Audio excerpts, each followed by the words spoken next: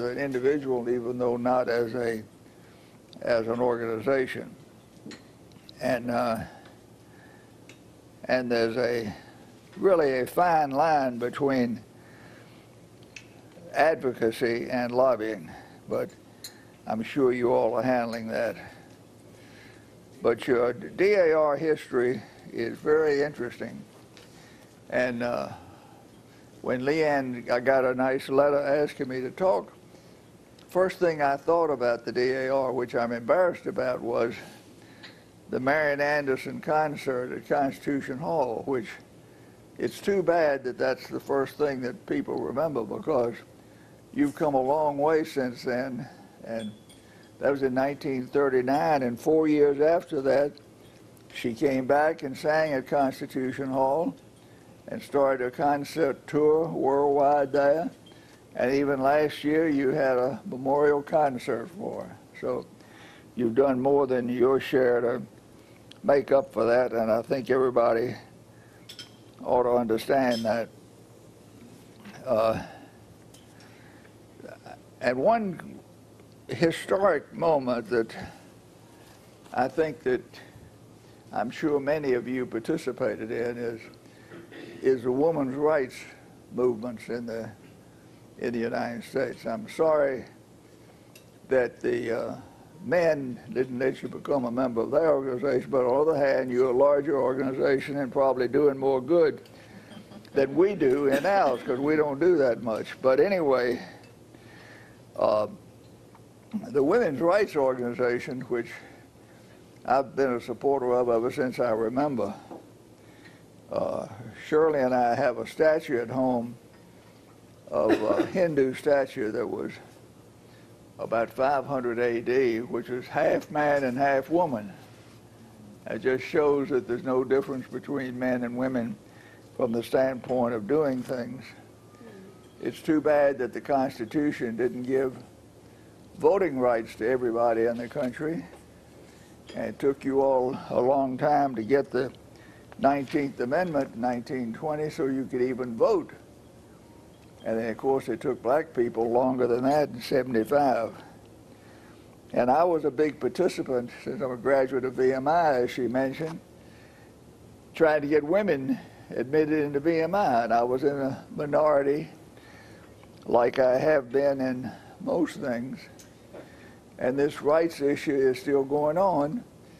Last year, President Obama signed a bill which settled a particular lawsuit of equal pay for equal work for women.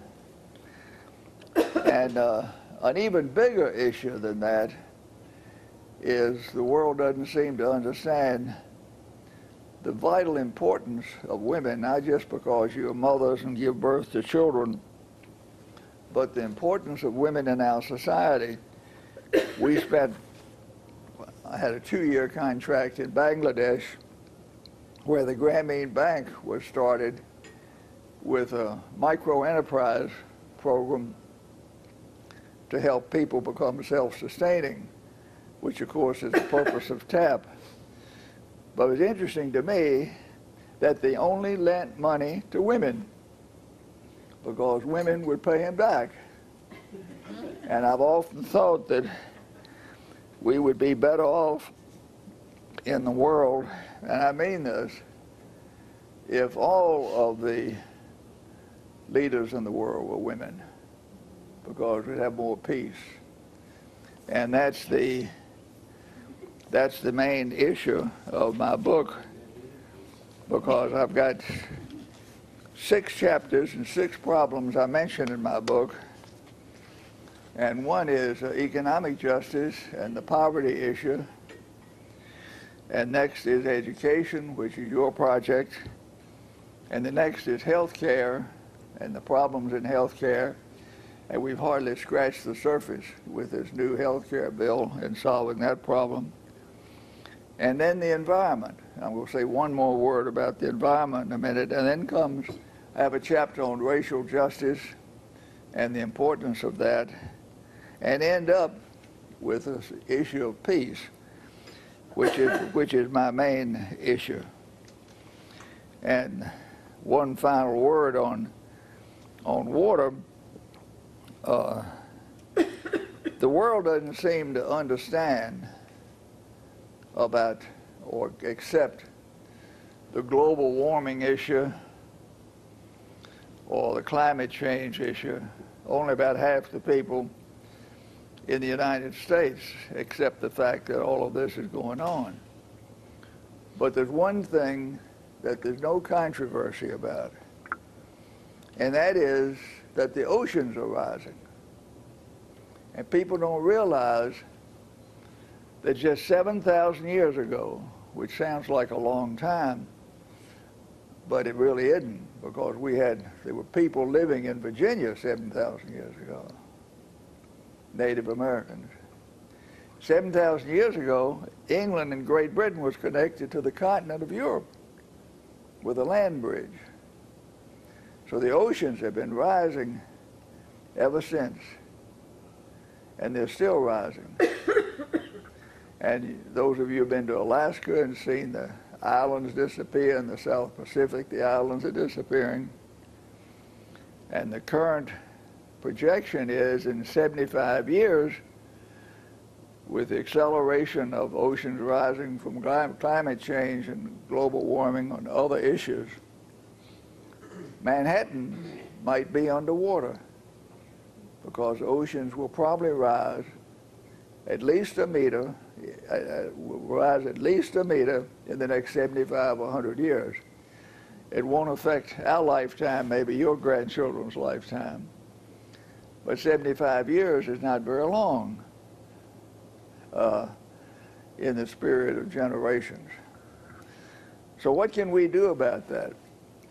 Well, the one thing I'd leave you with is there's one thing we can do, and that is save the water we have and collect your rainwater, save the fresh water, protect the fresh water, help do anything you can to reduce storm drain runoff so more water doesn't go to the oceans and become salty, and protect fresh water.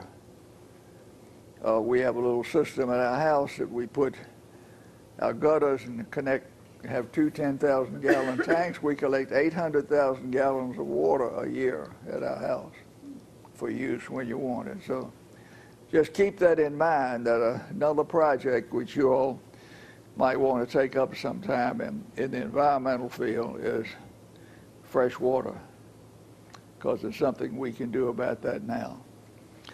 So I thank you for this very surprising award, this honor, this luncheon. I appreciate it, and I'll never forget it. Thank you.